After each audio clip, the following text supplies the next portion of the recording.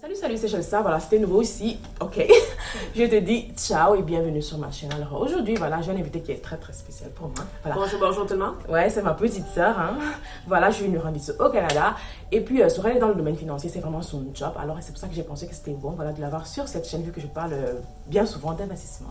Donc, aujourd'hui, on va te parler de 3 principes financiers que tout le monde devrait savoir, hein, selon Sorel. D'accord? Donc, voilà, si c'est un sujet qui t'intéresse, je te conseille de rester avec nous. Je commence par me présenter. Alors, mon nom est Sorel, comme elle l'a déjà mentionné. Je demeure au Canada, au Québec, à Montréal, depuis plusieurs années, ce qui explique d'ailleurs mon accent. Donc I'm from here in the box. C'est ça. Alors, je travaille dans le domaine financier depuis aussi plusieurs années. Je suis planificatrice financière certifiée, mais je suis aussi une banquière privée, ce qui veut dire que je m'occupe des clients, d'une clientèle assez fortunée, afin de leur donner des conseils avec un niveau de connaissance qui est considéré plus avancé. Alors, c'est pour ça que je suis assise aujourd'hui avec Chelsea, puis je me considère être quand même une décente source d'information sans vouloir me gonfler la tête. Non, moi je suis sûre que tu es une bonne source d'information parce que j'estime que lorsque tu es un professionnel dans un domaine, voilà, tu peux dire que tu connais par exemple mieux que moi. Voilà, ça c'est la raison pour laquelle voilà, je t'ai même invitée sur ce sujet-là. Ok, je vais le prendre. Merci. Ok, d'accord, Sorel. Voilà, quel est le principe de base selon toi? Comment est-ce que les gens devraient épargner? C'est-à-dire, quels sont les pourcentages en fait qu'un conseiller financier conseille? Voilà. Conseil. Ok, alors le premier principe que je vais aborder aujourd'hui, c'est le principe d'épargne. Il y a beaucoup de gens qui se posent la question de savoir à quel niveau je dois investir ou épargner, d'ailleurs, en l'occurrence plutôt. Des fois, on n'est pas certain là, par rapport aux revenus qu'on gagne, quel pourcentage de ce revenu-là devrait justement servir à de l'épargne. Alors, c'est des principes qui ont été tout calculés là, de façon actuarielle. Alors, je vais partager avec vous pour que vous soyez au courant. Puis, c'est vraiment une bonne façon de commencer. Alors, il est vraiment conseillé là, d'investir 20% de notre revenu qu'on gagne mensuellement. Alors, je prends l'exemple, si on gagne 4 000 il serait conseillé d'investir ou d'épargner 800 sur le 4 000 qu'on a gagné. Alors ça, c'est un bon départ. Et aussi, là, au revers, lorsqu'on gagne 4 000 quel pourcentage de ce revenu-là devrait servir à payer ce qu'on appelle overhead? Alors, c'est les dépenses de base qu'on a besoin pour survivre à chaque mois. Et on ne devrait pas dépenser plus que 50% de notre revenu gagné sur nos dépenses courantes. Ok. Et de ces 50%-là, serait-il un peu, le loyer devrait être combien? Parce que ce sont des questions que peut-être les gens ne savent pas. Non? En fait, c'est un peu comme si tu cherches une maison. Après, le prix qui arrive quoi. Mais quelle est la somme conseillée pour un loyer, par exemple? OK. Alors, pour quelqu'un, encore une fois, qui gagne 4 000 ce qui est conseillé pour un loyer ne devrait pas être au-delà de 1 200 $. Alors, c'est pas conseillé de... Puis là, je parle de 4 000 net. Hein? Alors, pour un salaire brut, là, 4 000 puis encore une fois, j'ai des données canadiennes dans ma tête. Fait qu'excusez-moi pour ceux-là qui vivent en Europe. Net. OK. Net, parce que vu que ça change en fonction des pays. OK. Voilà. Alors, si au niveau net, sur 4 000 on s'entend, c'est bien plus d'argent en brut. Donc, sur net, on ne devrait pas dépenser plus que 20% en loyer de notre salaire brut. Excusez-moi, de notre salaire net. Alors, si on a 4 000 on ne devrait pas dépenser au-delà de 1 000 à 1 200 par mois pour un loyer. Ok, d'accord. Il faut s'élever à 25%. Oui. D'accord.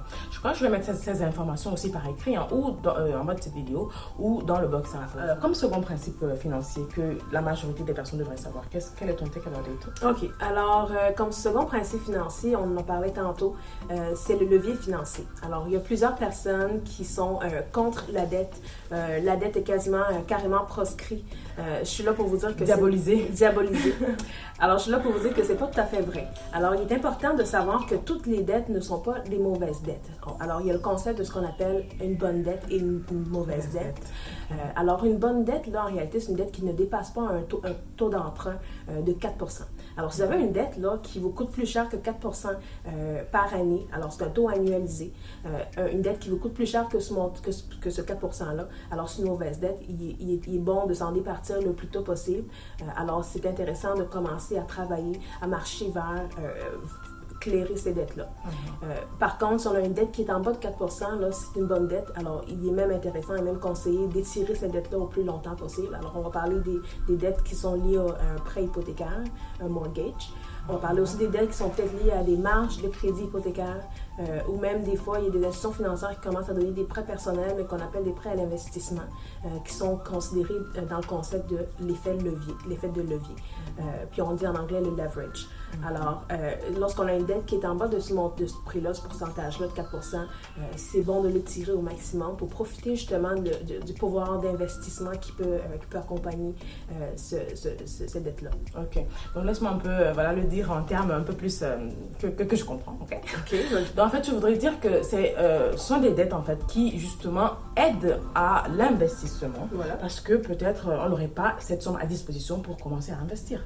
Exactement. OK. Mais tu as parlé du taux d'intérêt. Du taux d'intérêt. Il ne devrait pas dépasser 4%. 4%. Alors, il est important que j'inclue un bémol à ce niveau-là, c'est que le but n'est pas d'étirer une dette dans le seul but de l'étirer. Le but, c'est d'étirer cette dette-là pour en retour investir de l'autre côté. Parce que si on étire une dette puis que l'argent qui nous aurait servi à payer la dette n'est pas investi, ça ne vaut pas la peine. Rendu là, on est mieux de fermer la dette. Mais encore une fois, si on parle de chiffres, là, je prends l'exemple, vous avez une dette de 10 000 qui vous coûte 3,5 % d'emprunt. C'est bon de prendre le 10 000 qu'on aurait utilisé pour clairer la dette et de l'investir de notre côté. Alors, d'ouvrir un compte d'investissement et de commencer à investir sur le marché avec cet argent-là. Mais le but, comme je dis, c'est pas de niaiser, là, puis de jamais la rembourser. Là. C'est pas d'avoir la dette pour la dette, quoi. Exactement. C'est vraiment pour agir derrière, en fait. Exactement. C'est pas d'avoir la dette pour la dette, mais c'est d'agir avec ça. Mais encore une fois, là, si vous avez l'occasion, l'opportunité de le faire, je vous conseille de le faire parce que c'est s'enrichir avec l'argent des autres, comme on dit, puis c'est une façon très intelligente de s'enrichir. Et je crois que ça peut être aussi ce que font un peu les banques avec l'argent qu'on leur donne, qui dorment dans leur c'est ça. caisse. Justement, effectivement, une industrie est bâtie entièrement là-dessus, sur ce concept-là. Les banques, lorsqu'on leur donne de l'argent, ils vont prendre cet argent-là et ils vont l'investir, puis le surplus, ils vont sûrement empocher le surplus, puis ils vont retourner votre argent. Absolument. Donc voilà, le chiffre qu'on retient, c'est 4%. Voilà. Même si on veut prendre une dette, d'accord, ne pas dépasser 4% d'intérêt sur cette somme-là. C'est exactement ça. Je retiens. C'est bien ça. Tu as tout compris. OK, merci Sorel. Alors, le troisième point, puis c'est un point que j'aime donner habituellement plus aux investisseurs qui sont déjà quand même assis là, sur leurs finances, c'est le concept d'acheter bas et de vendre haut. Alors, il y a plusieurs gens, plusieurs personnes, lorsque le marché va mal, qu'on est en récession financière, ces personnes-là vont courir là, de fuir à jambes levées, quoi. Fuir, c'est ça, avec les jambes autour du cou, là, dans le côté opposé, puis dire, OK, moi, je veux rien savoir du marché, là, le marché est en train de planter, je ne mets pas mon argent là-dessus. Mais c'est justement l'inverse qu'il faut faire, c'est le contraire qu'il faut faire. On est souvent amené, là, lorsqu'on va faire les courses, d'acheter des prix à rabais, d'acheter, je prends un exemple, des napkins à rabais. Pourquoi ne pas faire la même chose avec nos placements lorsqu'on investit sur le marché? Bien, c'est la même chose. Alors, pourquoi acheter lorsque le marché va bien et vendre lorsque le marché va mal parce qu'on est en panique? C'est l'inverse. Alors, c'est toujours de garder en tête là, le bigger picture, c'est toujours de voir plus loin. Lorsque le marché est en train de planter, là, c'est le moment d'investir parce que les cours sont plus bas. Alors, c'est un peu comme un rabais. Alors, on achète des actions ou des actifs à rabais et lorsque le marché va bien puis on est en expansion, c'est rarement le moment d'investir. C'est sûr que lorsqu'on est en train de monter et que la courbe est ascendante, c'est pas une mauvaise chose d'investir parce qu'on est en train de remonter, mais de se dire qu'on va acheter lorsqu'on est rendu dans le pic, que le marché est rendu florissant, c'est rarement, là, c'est pas nécessairement une excellente idée. C'est pas mauvais si on a l'argent à ce moment-là. C'est pas mauvais, mais c'est pas ce qu'il faut faire. Alors, on conseille d'acheter bas lorsque le marché va mal et de vendre haut lorsque le marché va très bien. OK, ça c'est intéressant là parce que effectivement si on achète quand le marché est au pic ou bien quand le marché est ascendant, la marge en fait de bénéfice risque de ne pas être très haute. Ben, oui, c'est sûr que la marge risque de ne pas être très haute, effectivement, parce qu'on est en train de remonter. C'est sûr que les cours ont repris de la valeur et c'est ça. Et la marge va être moins élevée. Mais encore une fois, là, c'est toujours de garder le bigger picture dans la tête. C'est sûr qu'on peut passer là, plusieurs croissances et décroissances au courant des 20 prochaines années. Donc, rendu là, le plus important, c'est de rentrer sur le marché là, à ce moment-là. OK, je comprends ça. D'accord, merci pour ces 3 points. En fait, je voulais te poser aussi une autre question.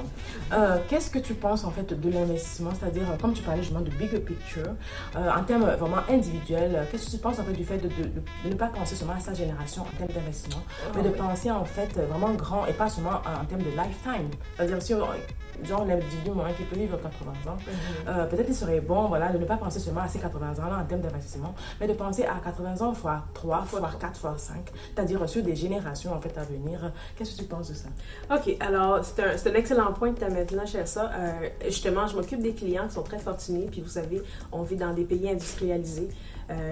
La chose la plus flagrante que je vois avec mes clients, c'est souvent des clients des héritiers. Alors, c'est souvent des clients qui sont riches depuis plusieurs générations.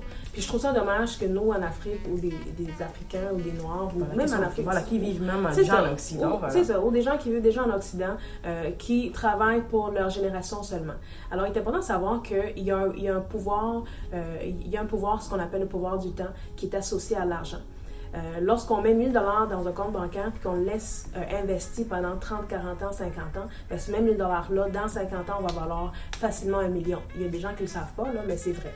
Quelqu'un qui a investi 1000 $ en 1934, puis ça, c'est des chiffres qui ont été calculés, qui sont vérifiables, 1000 $ en 1934, aujourd'hui, s'il aurait investi cet argent-là dans un compte boursier en bourse, vaudrait 8 millions.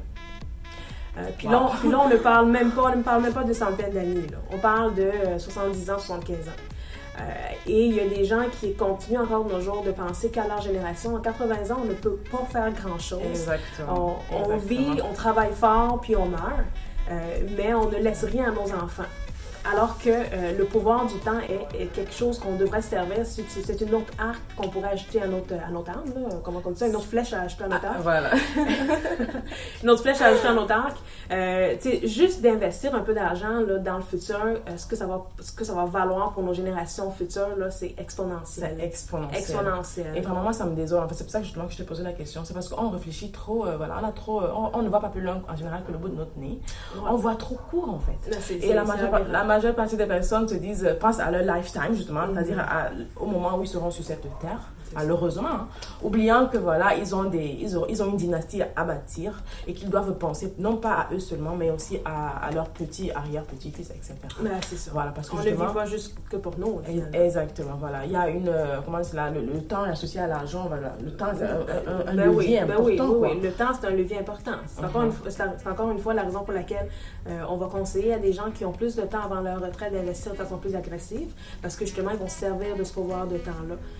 Puis aussi, un autre point que j'aimerais peut-être amener, il y a des gens qui veulent absolument être millionnaires un jour dans leur vie, mais une façon simple d'être millionnaire un jour, puis de garantir qu'on va être millionnaire un jour, c'est d'épargner 1000 $ par mois.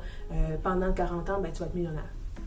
Ça, c'est sûr, en fait. Ça, c'est certain. Ça, c'est pas de plan foireux, c'est pas les idées que les gens me rapportent là. Tu es sûr, en fait, d'être millionnaire, OK, si tu investis 1000 $, 1000 euros par mois. Par mois, c'est sûr que... Sur 40 ans. Sur 40 ans, voilà.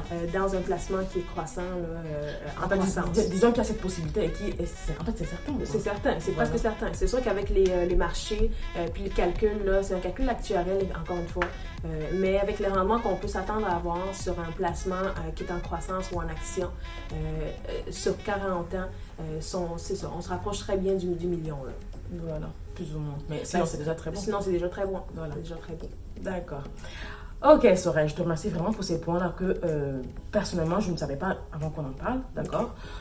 Donc, du coup, j'espère que ça vous aura enrichi ces points-là. C'est la raison pour laquelle j'ai amené Soraya sur ma chaîne. Elle a gracieusement accepté, donc je suis très contente.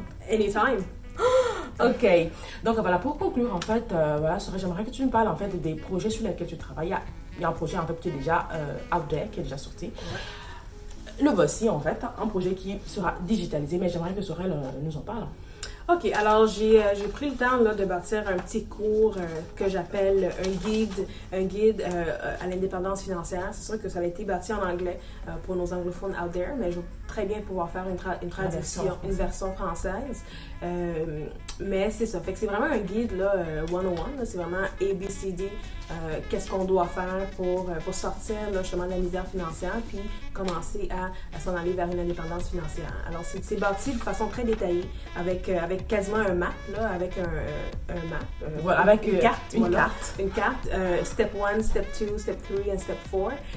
C'est quoi les choses à faire pour se garantir de sortir de ce cercle vicieux-là, qui peut être des fois mental, hein, qu'on s'en sort jamais. Absolument. Alors c'est ça. Fait que c'est un excellent guide que je vais mettre disponible là, au travers de la plateforme HLSA. Oui. Dans le box info, vous aurez toutes les informations. Toutes les informations. Donc, vous pourriez aller cliquer là-dessus. Ce serait un guide accessible à un prix modique. Mais je crois que vous trouverez très bien la plus-value à avoir ce petit guide-là puis de commencer à l'appliquer dans vos vies. Voilà. Donc, voilà. Je conseille, hein. Je conseille parce que Sorelli a mis son temps là. Oh ouais. Et puis, comme elle l'a dit vous-même, elle a de l'expertise dans le domaine. Sinon, je ne vous présenterai absolument pas voilà, ce guide. Et puis aussi, Sorel, tu travailles aussi sur la version 2 de ce guide. Oh oui. Qui va vraiment un peu plus deep. Ce sera vraiment du 101. C'est ça. Alors, je travaille sur une version un peu plus approfondie de ce guide parce que c'est sûr qu'on n'est pas tous rendus au même niveau financier, au même niveau de littératie financière, comme je viens de dire. Alors, il y a des gens qui sont plus avancés que d'autres. Mais lorsqu'on a passé le guide 1 puis qu'on se sent adepte ou apte à passer au next step, je prépare une partie 2. Dans le but là, d'aller approfondir certains sujets. On va parler entre autres de succession. Comment planifier une succession. Ça, c'est pour ceux qui nous suivent qui sont un peu plus âgés. Mais on va parler et même pour les plus jeunes, ce sont des choses auxquelles on devrait carrément penser. Oh, oui, c'est des choses même si on ne penser. commence pas à appliquer maintenant. Mais il faut le savoir, en fait. Exactement. Voilà. Alors, on va parler de succession. On va parler aussi de c'est quoi les impacts d'être marié. Ou justement financièrement parlant. L'impact, là, puis je veux pas rendre ça négatif, il n'y a pas nécessairement d'impact négatif parce qu'être marié, c'est une bonne chose, mais il y a des choses qu'il faut considérer, qu'il faut savoir, c'est important. On va parler, c'est ça, de l'impact de mariage, on va aussi peut-être parler des placements, alors comment investir de façon plus adéquate, on va peut-être aller un peu plus en détail, puis ça va faire l'objet encore d'une troisième partie, lorsqu'on va commencer à toucher le trading et les stocks and options, qui sont disponibles sur le marché. Exactement. Ça, c'est la partie qui m'intéresse le plus. Ça, c'est la partie qui l'intéresse le plus. Le trading. Voilà. Vous aurez l'occasion, en fait, simplement d'avoir accès, en fait, à toutes ces informations pour qui ça intéresse. Donc voilà, Sarah, je te remercie. Ça me fait plaisir. Je suis trop contente de t'avoir. Oui, moi aussi. Puis je suis contente d'avoir eu ma soeur me visiter au Canada. Ça a été un extrême plaisir. Ça fait seulement 10 ans qu'on en parle. Alors c'est finalement arrivé à bon escient. Alors, voilà, on a eu super fun. Peut-être je vous mettrai quelques images. Voilà.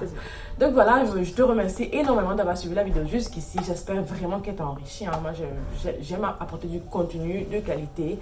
Voilà, un plus value à celui qui regarde mes vidéos. J'espère y arriver, d'accord? Et voilà, je te dis à la prochaine si tu veux dans ma next vidéo. À la prochaine. Ciao. Bye bye. Ok, fais des bruits là. Okay.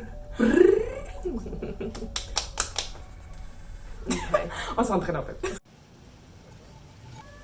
With my mom and my sisters. Why you guys? So? Say hi to the camera. Hi everybody.